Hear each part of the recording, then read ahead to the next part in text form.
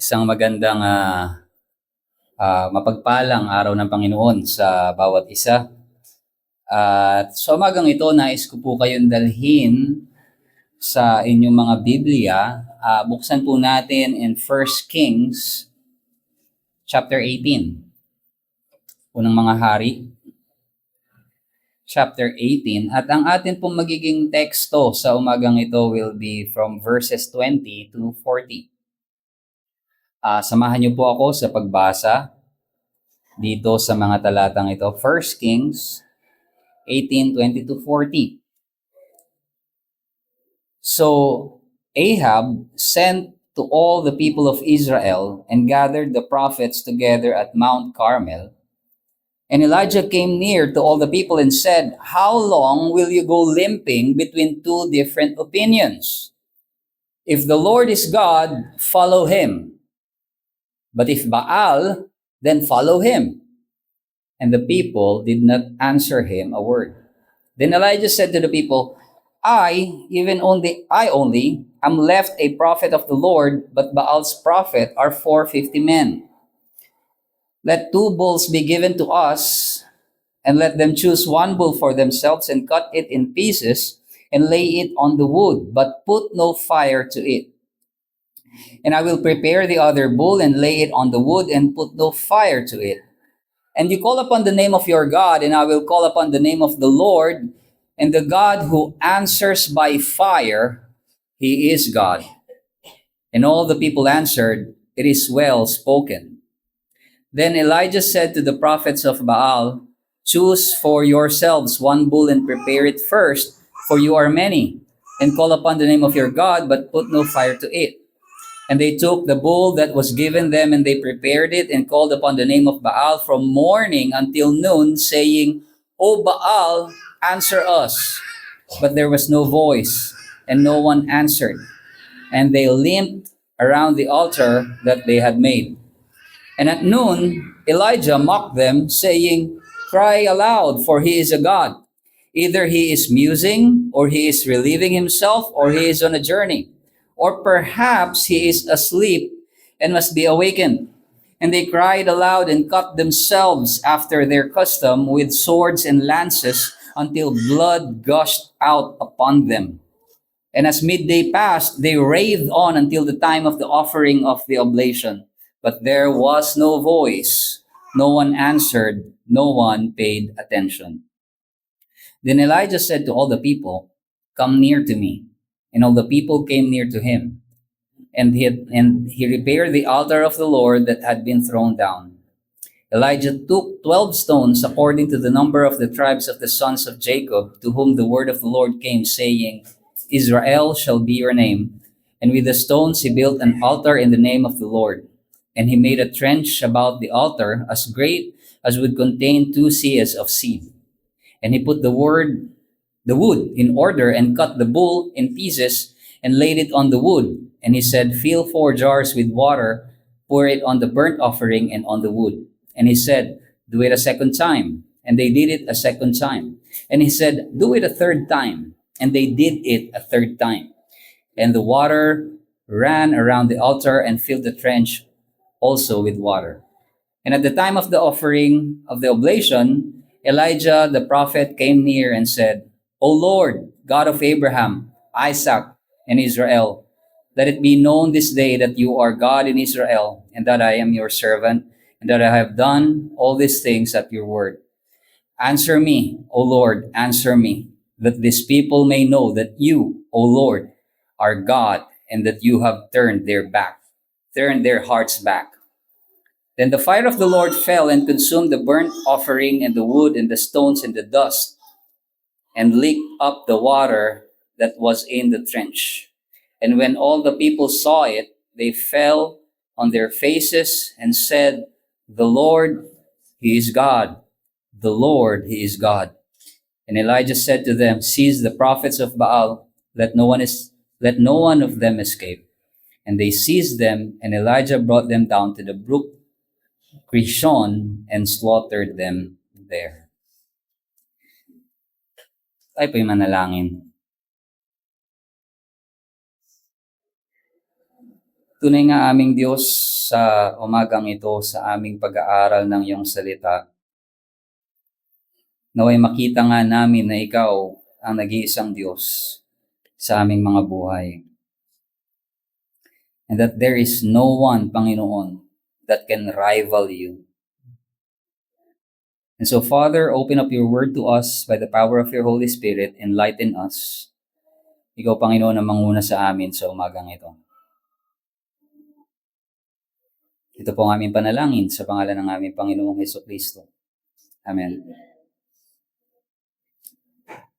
A man named Dr. Mahendra P. Singhal,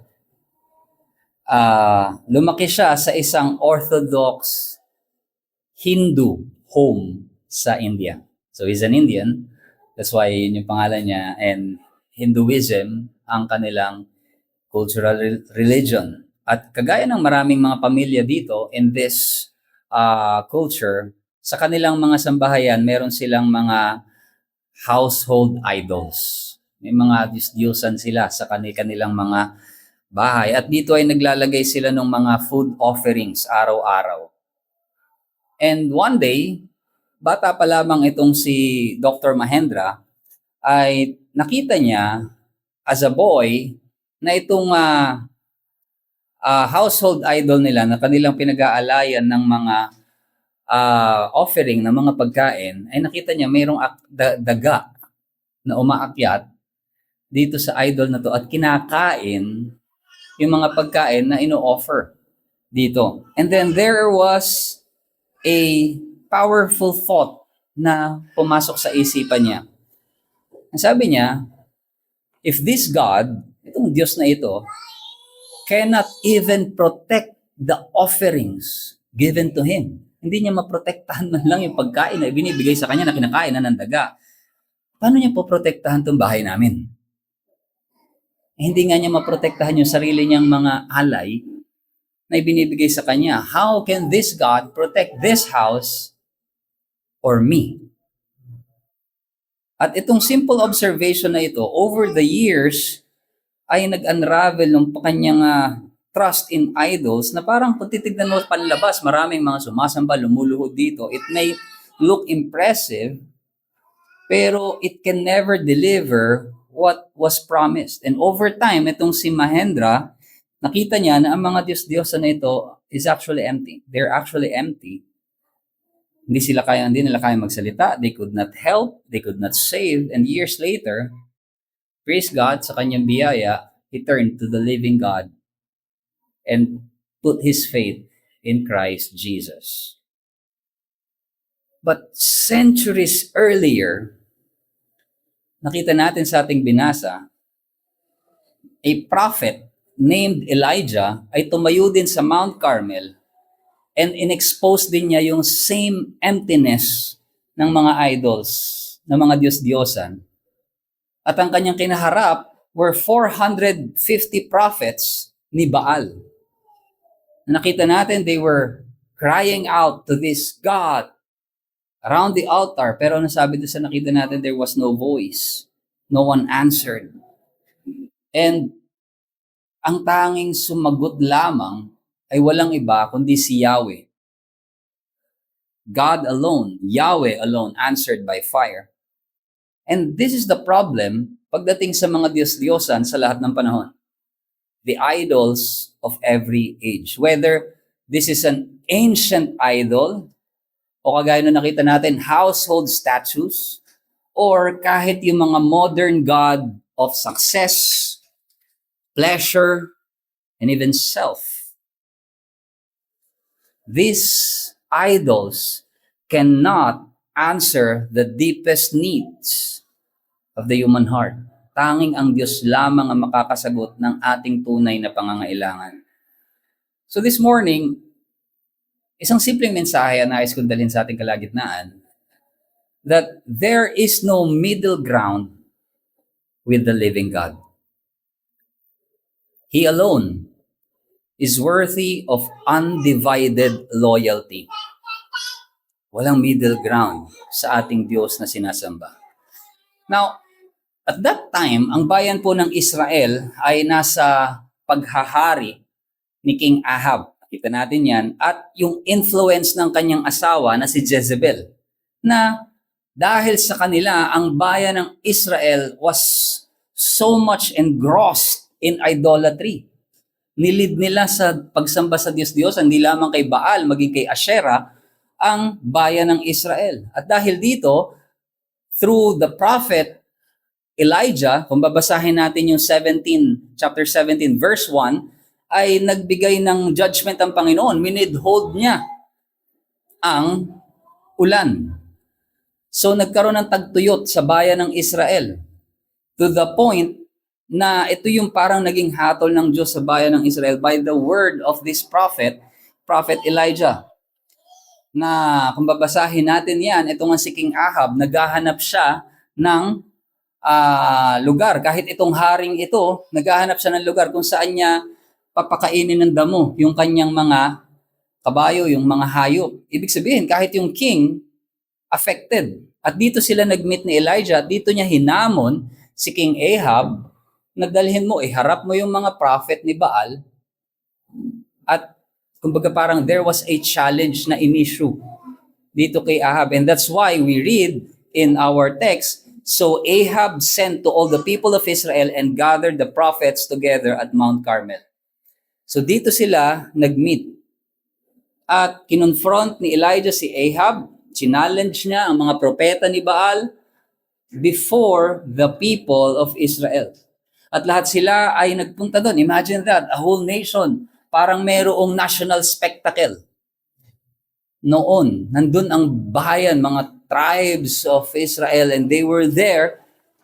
And then Elijah confronted them with a vital question. Isang napakahalagang tanong. Ang tanong niya dito sa bayan ng Israel, how long will you go limping between two different opinions? Sabi niya, hanggang kailan kayo, kung parang, alam niyo yung limping, yung parang lasing na one side and then the other side, para siyang they're jumping from one opinion to another. And that's how Elijah described the nation of Israel. How long will you go limping between two different opinions? If the Lord is God, follow Him. Kung si Yahweh ang Diyos, sumunod kayo sa Kanya. If Baal, then follow Him. And the people did not answer him a word.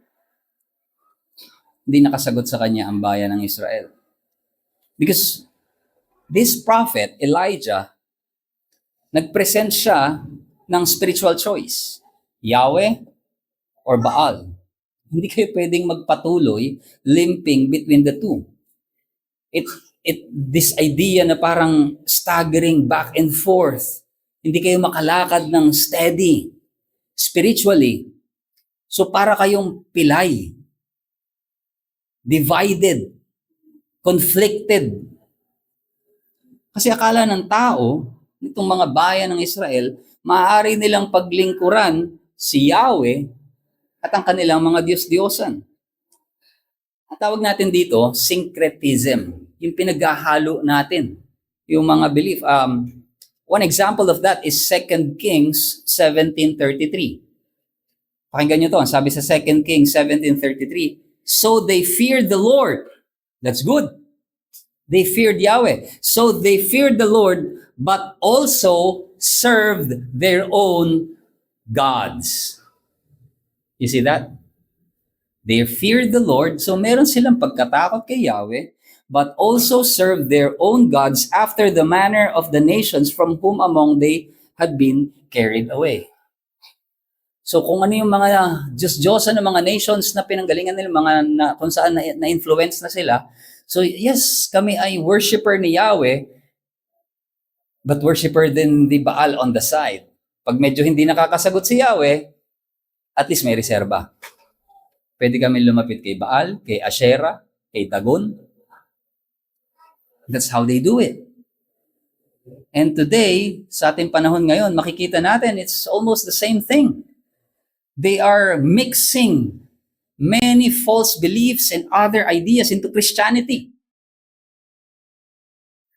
And they think that that's okay. Pero kailangan natin makita, the Lord demands full allegiance. At alam ito ng bayan ng Israel kasi ang sabi ng Diyos, ang utos ng Diyos sa kanila in Deuteronomy 6:4 and 5, Hear, O Israel, the Lord our God, the Lord is one. You shall love the Lord your God with all your heart, all your soul, and with all your might. The Lord is one. Ibig sabihin, hindi lamang siya Diyos ng bayan ng Israel. He is the one true God over all creation. And this principle, ito yung principle ng monotheism. Mono, one. God, theo. One God. Wala nang ibang Diyos maliban sa Kanya. And unlike dito sa mga nakapalibot na mga bansa na naniniwala that there are other gods. Mayroong Diyos, God of heavens, of the underworld, God of the sea, God of the mountains, God of the hills, God of the plains. Ganun yung tinitignan nila. No. They are worshiping many gods, but Israel was commanded to worship the one true God. And not with divided affection, with all their hearts, with all their souls, and with all their might. At ang Panginoong Jesucristo mismo, iniutos ito sa kanyang mga tagasunod in Mark 12:30. The very same demand to the people of Israel is the same demand to us, to love the Lord with all our hearts, soul, and might, and our strength. So, ang bayan ng Israel, they have the law. Nasa kanilang kautusan. Alam nila to. They had the testimony of God's mighty acts. Actually, hindi naman natitigil yung mga offering dun sa temple. Ibig sabihin, patuloy pa rin yung pagsamba nila. While they're worshiping Baal, patuloy pa rin yung mga offerings sa temple, hindi nawawala. So, they're still doing these things na in-require ni Yahweh. They had the testimony na alam nila yung history nila, ang kapangyarihan ni Yahweh na nagligtas sa kanila sa bayan ng Egypt from slavery, na hinati yung Red Sea, inilabas sila powerfully in the wilderness until nakarating yung nation of Israel sa Canaan, and they were established by God. They know this. They have their history, the law, the commandments. They are aware. Pero, ang pagsamba kay Baal was attractive. It was attractive to them. Kasi associated ito with fertility, prosperity, and even sensual pleasures. In their worship, there are these things involved. And so, ang bayan ng Israel was, nakita natin dito, it became attractive to them. It became desirous. They became desirous of these things. So, anong problema nila? Their problem was not ignorance. Hindi dahil kulang sila sa information. Kailangan pala isang Diyos lang. Hindi namin alam. No, they know that. Kailangan pala with all our hearts, with all our souls, with all our might. They know that. They have the law. So, it's not ignorance which is their problem. Their real problem was affection. Affection. Dahil ang puso nila became fond, naakit sa mga bagay na kinamumuhian ng Diyos. It was like Eve in the garden. Alam niya na bawal kainin itong prutas ng pagkaalam ng mabuti at masama. Pero nung ito ay kanyang tinignan at siya ay tinukso ng ahas, this forbidden fruit, ang sabi doon, nung nakita niya, she desired it. It was desirable. Not because she's ignorant of the commandment, no. But because of her affection, ay dahan-dahang naakit. And so, it's not lack of information, it was misdirected affection. At ganito, nagki-creep in ang kasalanan sa ating mga puso. sin targets our affection, not merely our knowledge. Because when we sin, alam nga natin na kasalanan yun. Alam natin we should not commit this. So we are not lacking in information. But why did we do it? Because we desired it. Our affection was drawn away from Christ. Kaya nga sabi ni Pablo in Romans 7, I do not understand what I do. I do the thing I hate. You see, alam mo mali. It's against the law. But why? But why? Because our affections can be lured towards the very things na pinagbabawal ng Diyos. And then we are being entangled by these things that draws us away from Christ. Kaya alam niyo kung ano yung what speaks volume here? What speaks volume here is the people's silence. Na nung pinapili sila, Yahweh or Baal, no one can answer. Why? Because they know the truth. They know the truth, but their affection. Maraming possible reason for their silence. Pwedeng guilt. After ng aming nagawa, hindi na ako makakalapit kay Yahweh. We can no longer come as a nation to Yahweh after rebelling. Maybe ganon. Or fear. They feared na yung repercussion ni Jezebel and the other worshippers of Baal. Imagine mo, may 450 prophets dyan. Biglang mag-isa ka. Paano kung mag-isa lang ako? Sabihin ko, si Yahweh. Oh, patay. Maybe they're afraid. Or maybe they're attached. Na yung heart nila were attached to Baal and the things associated with his worship. But whatever the reason, their silence or yung kanilang refusal na magsisi to repent, that's what happened. What happens here is spiritual paralysis. They became paralyzed to the point na kahit alam na nila yung kaya nilang gawin or dapat pala nilang gawin, rather than do it, they're left like paralyzed. They can't decide. They were delaying obedience because they're unwilling to commit themselves fully to the Lord. Why? Because of their affection. Sounds familiar? Because sometimes that's us. A picture of us. Now we know we have this struggle and we know what to do, but we're paralyzed. Why? Because of our affection. Let's deal with the problem. The root of the problem is, makapagbasa pa nga ng maraming Bible, ng mga verses. You know that.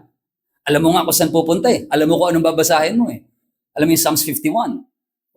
You go there because David was repenting there. Or pupunta ka sa Romans 6 because alam mo, sabi ni Pablo, do not offer your bodies as instruments for sin. You know those things.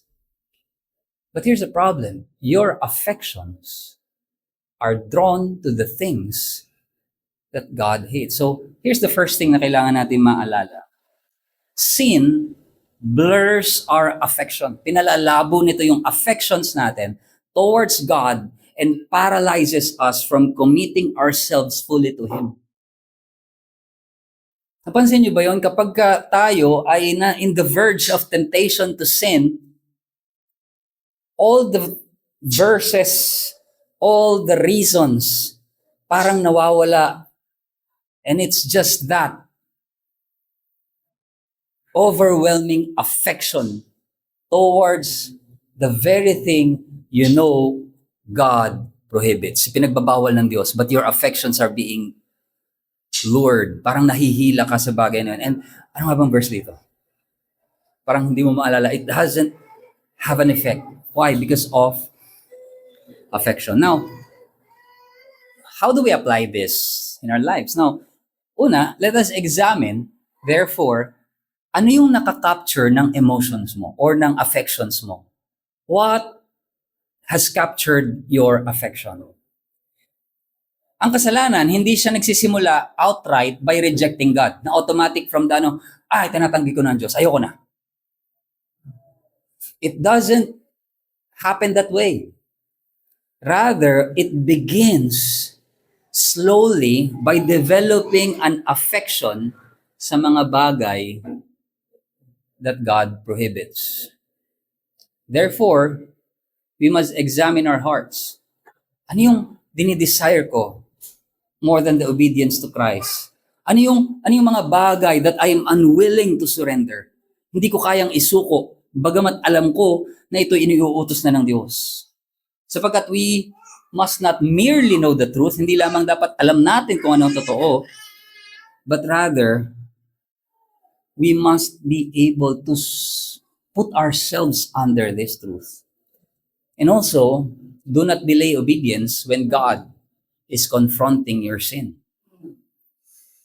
Alam ng Israelita kung ano ang katotohanan, but they remained silent. Now, conviction without repentance, makukonvict nga ako eh. Anong ginagawa mo? Makukonvict lang. Pero inaalaw mo lang yung conviction na yon. Until later on, when there is no action, it will just leave you spiritually paralyzed, kagaya nung nakita natin. And so, when God exposes our sin sa kanyang salita, huwag tayong maging undecided or i-postpone ng obedience. We must turn from our sin at ibigay natin ang ating sarili kay Kristo, because divided allegiance is still disobedience.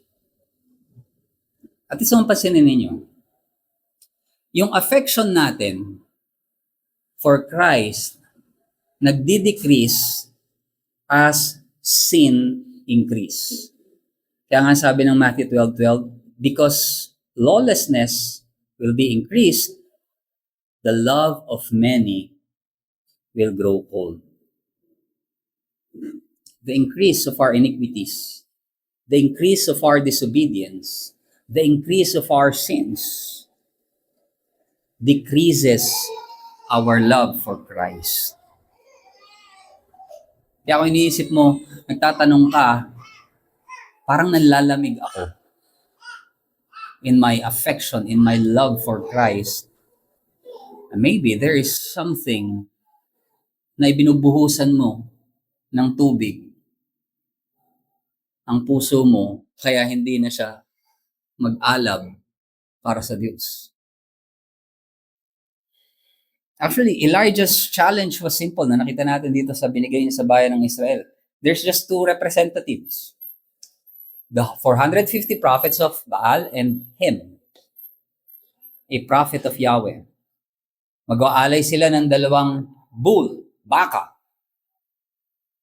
And the God who answers by fire, siya na magpadala ng apoy, He is God. Si Elijah tatawag sa pangalan ni Yahweh, ang mga propeta ni Baal kay Baal. And actually, itong challenge na ito, parang nagfe-favor actually sa mga prophets ni Baal. Bakit? Kasi yung Mount Carmel, it was a sacred place or site for Baal worship. So kumbaga nasa home court yung mga propeta ni Baal, yung Mount Carmel, that's a place for Baal worship. And then, etong si Baal is a god associated with lightning and fire. Sa kidlat at apoy. So imagine nyo, specialty ng Diyos namin yan. Home court advantage pa sila. So ito yung challenge ni Elijah. Okay. But the irony here na makikita natin dito is kung paanong yung bayan ng Israel ay hindi makasagot. There was no answer when Elijah confronted them. Nung sila ay tumawag dito sa Diyos, Diyosa na ito, sabi sa verse 26, O Baal, answer us. Ang sabi doon, but there was no voice. No one answered. There was silence. To the point na itong si Elijah, kumbaga parang minak pa sila, kumbaga parang inasar pa sila. In a sense, sabi niya, cry aloud, laksan nyo pa, for He is God. Diba naniniwala kayong Diyos yan?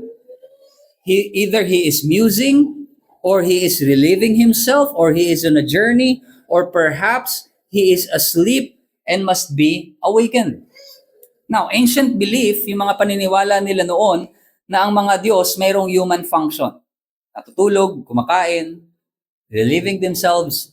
So, this is what they believe. So, yung sarcasm dito ni Elijah, sinasabi niya dito, kung si Baal ay Diyos, then he shouldn't be limited. Hindi dapat siya nalilimitahan ng mga bagay na yan.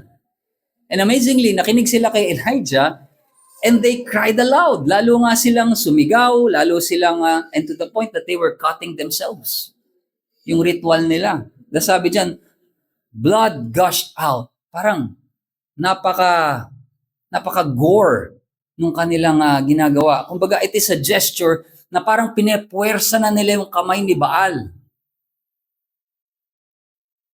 And until midday, hanggang tanghali, hanggang hapon. Pero, anong sabi doon sa ating talata? There was no voice. No one answered. No one paid attention. Why? Dahil si Baal is a false god. Hindi niya kayang sumagot. Hindi siya makakasagot because he's not real.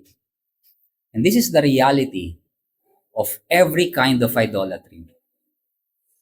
Maraming mga religion today, sasabihin nila, okay ang kahit anong religion, ang mahalaga, binibigyan ka ng purpose, ang mahalaga, it gives you peace of mind, kung ano man yung pinapaniwalaan mo, ang mahalaga, it contributes something to society. Pero no matter how much perceived good ang maaaring ibinibigay ng isang religion, at the end of the day, the question is whether is it true or not.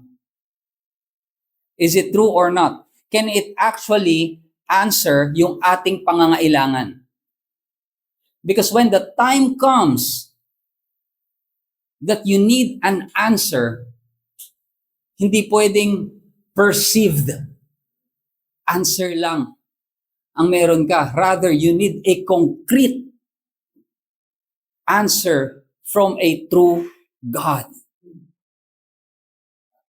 And so, while these are all happening, now it's time for Elijah. So tinawag niya, sabi sa verse 30, Elijah called all the people of Israel to him. And I like the phrase there. Nasabi doon, and he repaired the altar of the Lord. Now, ano tong altar na to? It seems, di ba meron silang, ang pag-o-offer lang nila ay nandun sa Jerusalem. Doon sa tabernacle or doon sa temple. Now, it might be na in early days, nung wala pa yung temple, nag-o-offer ang Israel sa mga high places, and there was this possible altar na associated in the worship of Yahweh at that time. And dahil nandito na nga, bayan ng Israel ay nandun na sa temple, it was no longer in use and it was in disrepair during Israel's apostasy. So hindi natin alam kung kailan originally built itong altar na to, pero here, sabi dyan, Elijah repaired the altar of the Lord. Nirestore niya ito for the purpose of calling Israel back to true worship. It's like, it's a symbolic na repairing worship. True worship to Yahweh. Calling the people into true worship. At ang sabi doon, and he put the wood in order, cut the bull in pieces, and laid it on the wood. And then inutusan niya yung mga tao, and he said, fill 4 jars with water and pour it on the burnt offering and on the wood. Now, I want you to notice something here. Sumusunod na yung mga tao sa instructions niya. Inuutosan na niya yung bayan ng Israel. And maybe after witnessing yung fruitless effort ng mga propeta ni Baal, they are slowly responding to the prophet of Yahweh. Pero pansinin niyo yung ginamit na word ni Elijah. Ginamit niya, sabi niya, buhusan ninyo ng tubig. Alin? Yung burnt offering. Burnt offering. Now, the fundamental purpose ng burnt offering was to make atonement for sin. So, itong i-offer ni Elijah is no longer just a challenge para dun sa kanila. Now, this is a burnt offering. Pansinin ninyo yun. Tinawag niya tong burnt offering, kagaya ng sinabi sa Leviticus 1:4. Pag may mag-aalay ng burnt offering, he shall lay his hand on the head of the burnt offering, and it shall be accepted for him to make atonement for him.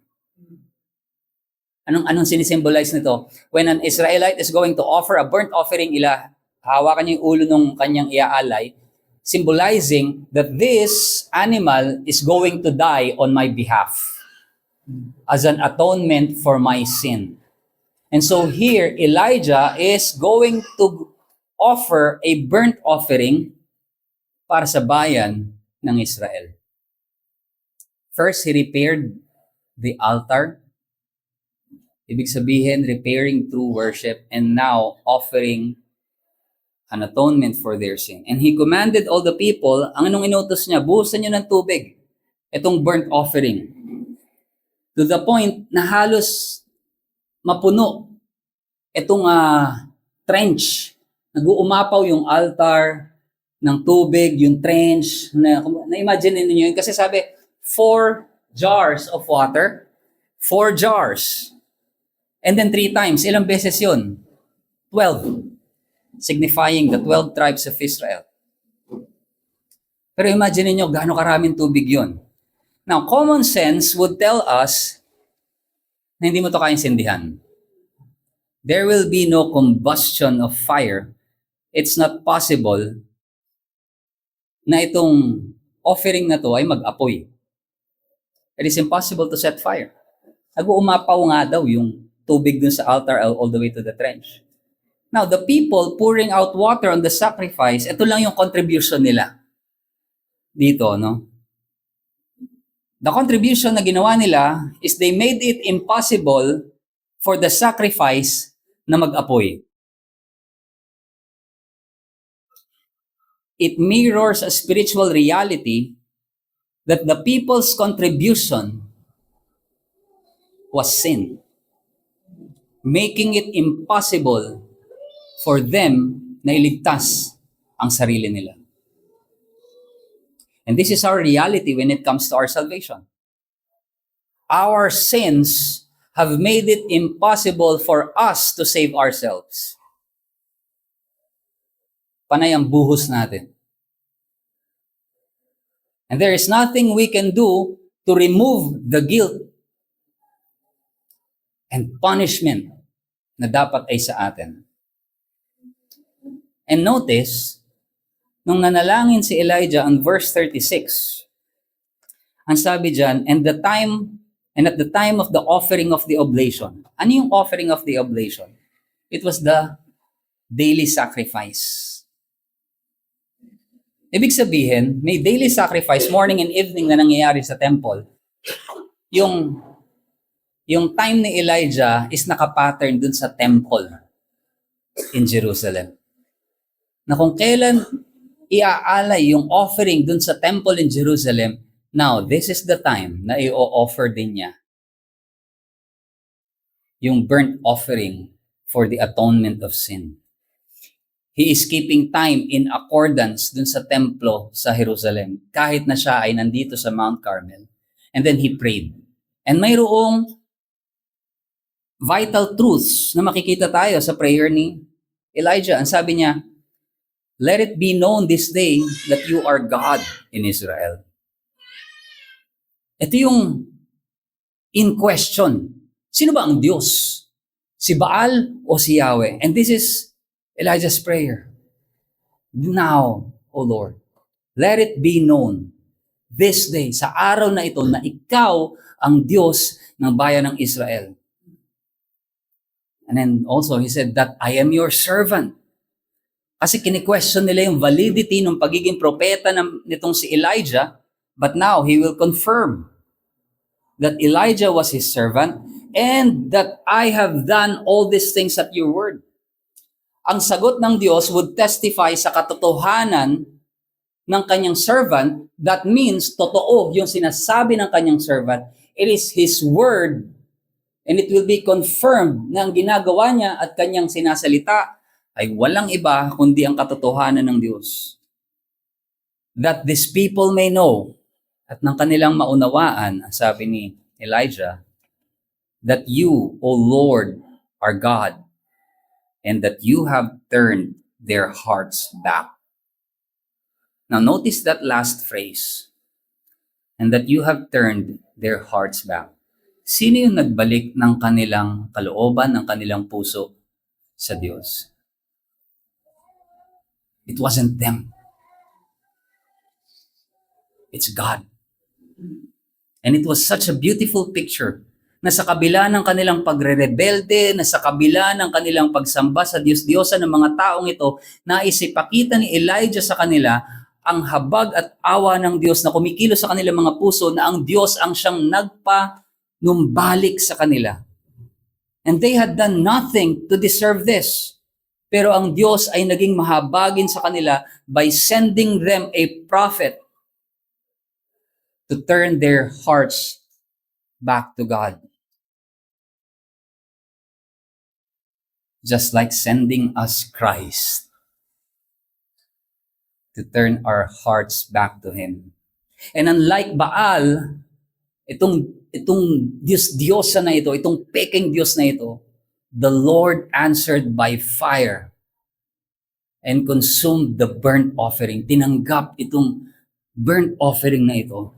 Then the fire of the Lord fell and consumed the burnt offering. At hindi lang yung burnt offering, the wood, the stones, and the dust, and licked up the water that was in the trench. Can you see that? The whole altar, kahit yung mismo mga bato, ganun katindi yung apoy na dumating. And the question that Elijah gave to the people of Israel,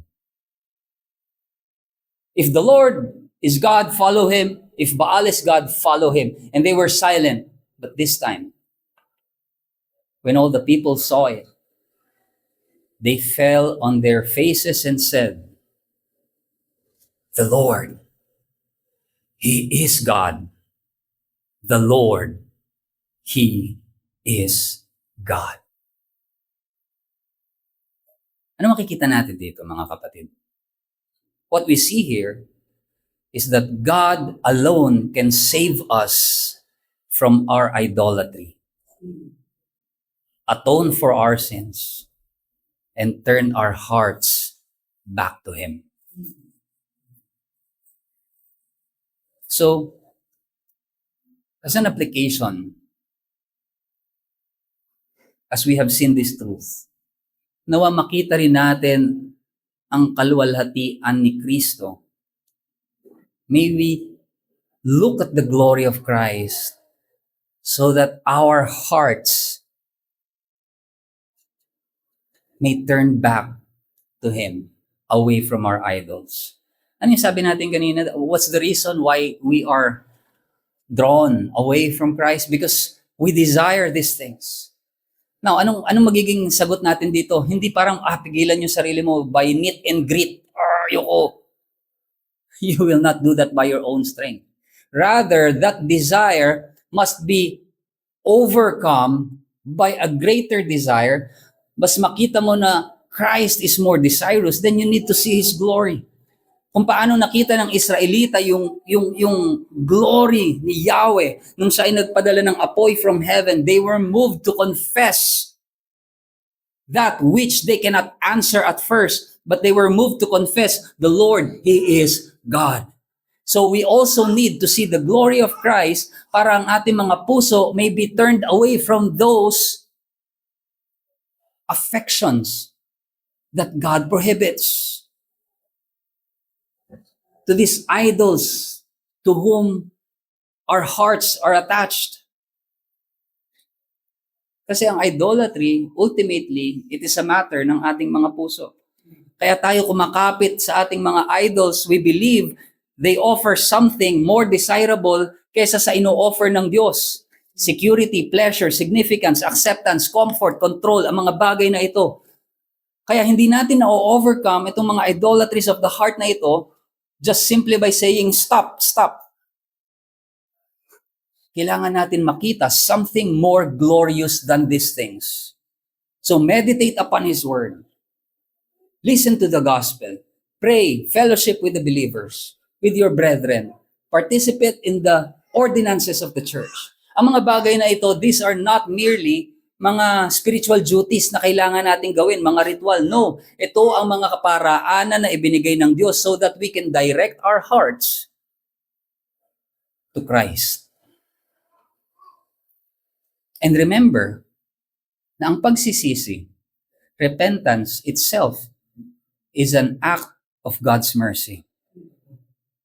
Diba yung prayer ni Elijah that they would know that you had turned their backs to yourself.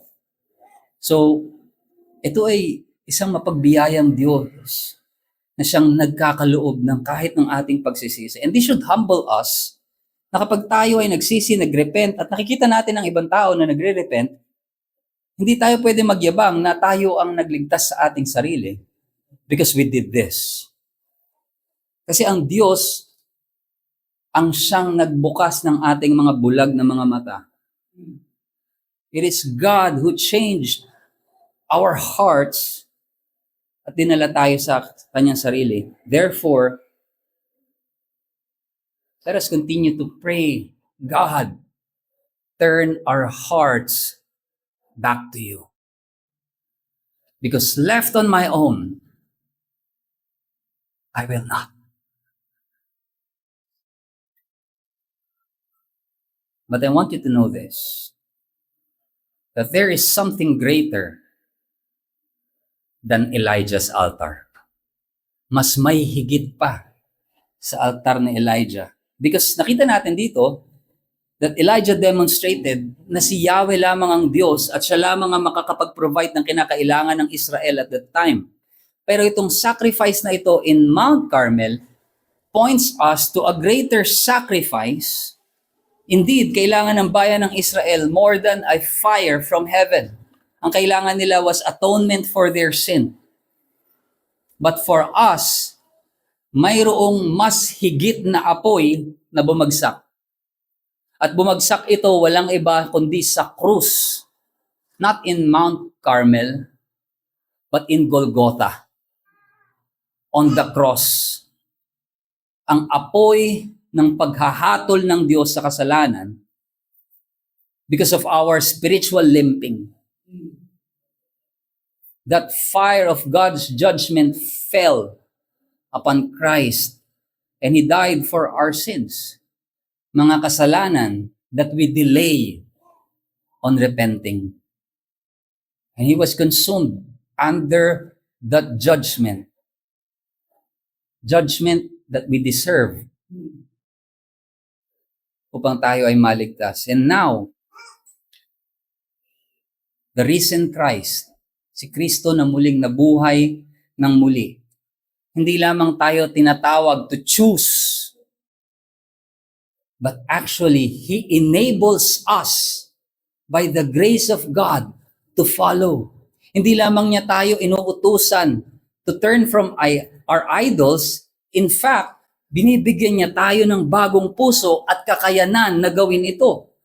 Ang sabi ng Ezekiel 36, 26 to 27, I will give you a new heart. Bibigyan kita ng bagong puso and a new spirit I will put within you and cause you to walk in my statutes. I will, sabi ng Diyos. Ako ang gagawa. Therefore, ang sagot sa ating divided hearts ay hindi lamang try harder, piliin mo ang Diyos. We must come to Christ Siya na nagbayad ng ating kahatulan. Siyang nagbigay sa atin ng bagong puso at nagbigay ng banal na espiritu so that we can walk in obedience to Him. Siya who turned the hearts of Israel back to Him is the same God who transforms sinners and causes them, tayo, to walk in His ways. Alam niyo po, merong isang Christian band. I don't know if you're aware of them, but they're called the Newsboys. But yung original na frontman nila na singer, si John James, nung early 1990s pa to. On stage, gabi-gabi, they were proclaiming the gospel night after night. Nagli-lead sila ng worship. Pag nagko-concert sila, sinishare nila ang gospel, the hope of Christ. But the problem is, off stage, he was living a double life. Of course, merong success, kasama ito, fame. Now, ang mga bagay na ito captured his affection and he began compromising. First, alcohol, and then emotional affairs, and even some sexual conversation. Una yung mga chat rooms before. He became involved in those things. And later on, inadmit niya, sabi niya, meron siyang one lifestyle on stage na completely different on the person off stage.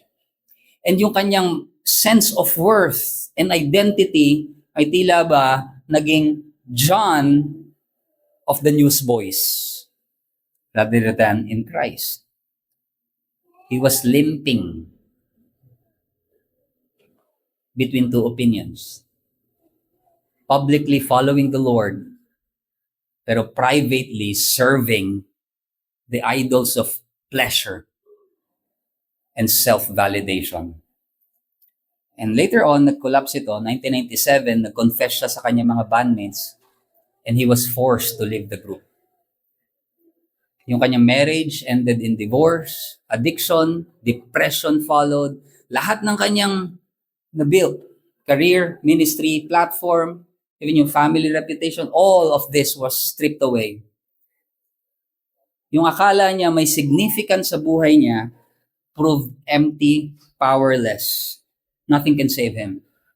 Pero in that wreckage, ang sabi ni James, dumating siya to the point of genuine and authentic repentance.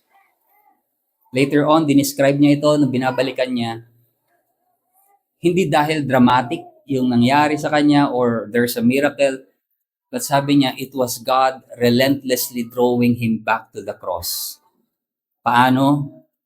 Through the ordinary means of convictions. And yung malinaw na pagtawag ng Ebanghelyo. So he stopped running. He surrendered. Over time, ang Lord na nag-restore sa kanya, freeing him from his addiction. And then, later on, gave him a new marriage, quiet ministry. Hindi na siya ngayon public person. He's serving his church.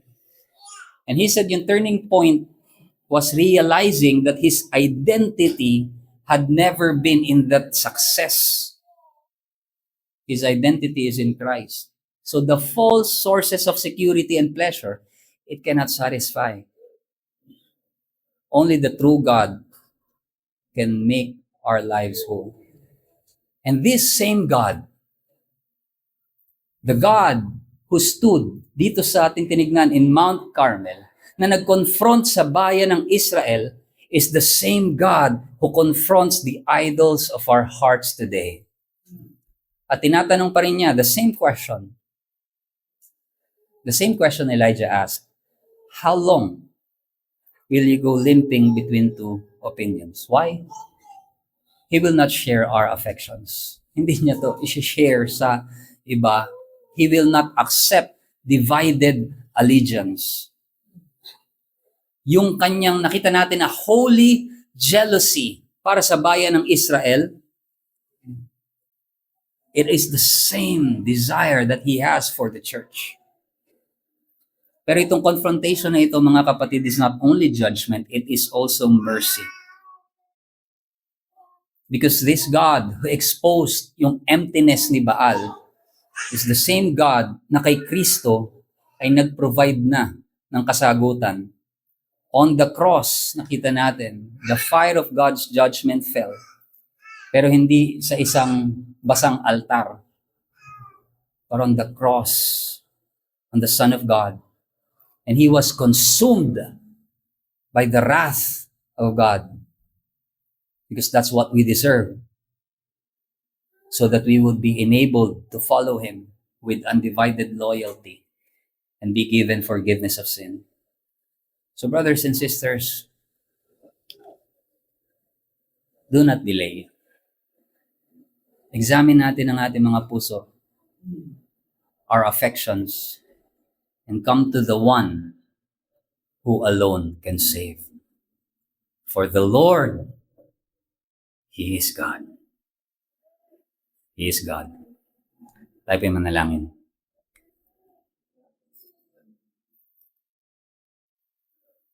Tunay nga aming Diyos, kagaya ng aming napakinggan ngayon, Ikaw ang nag-iisang Diyos, wala nang iba. Although we confess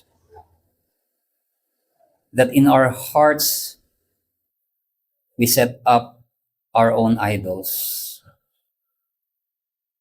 But Father, send your fire to consume these idols, O God. Smash them into pieces, that you may turn our hearts back to you, O Lord, with undivided loyalty and allegiance. Tulungan mo kami, O Diyos, sapagkat kami mahina. Tulungan mo kami, Panginoon, dahil kami walang kakayanan. Kailangan namin ng iyong biyaya. Kaya kami sa iyo tumitingin, humihingi ng awa. Panumbalikin mo, Panginoon, ang aming mga puso na tunay na yumakap kay Kristo. Makita ang kagandahan ng Ebanghelyo na siyang nagliligtas sa mga makasalanang katulad namin. Salamat, O Diyos, sa iyong salita. Ikaw ang mapapurihan sa pangalan ng aming Panginoong Hesus. Amen.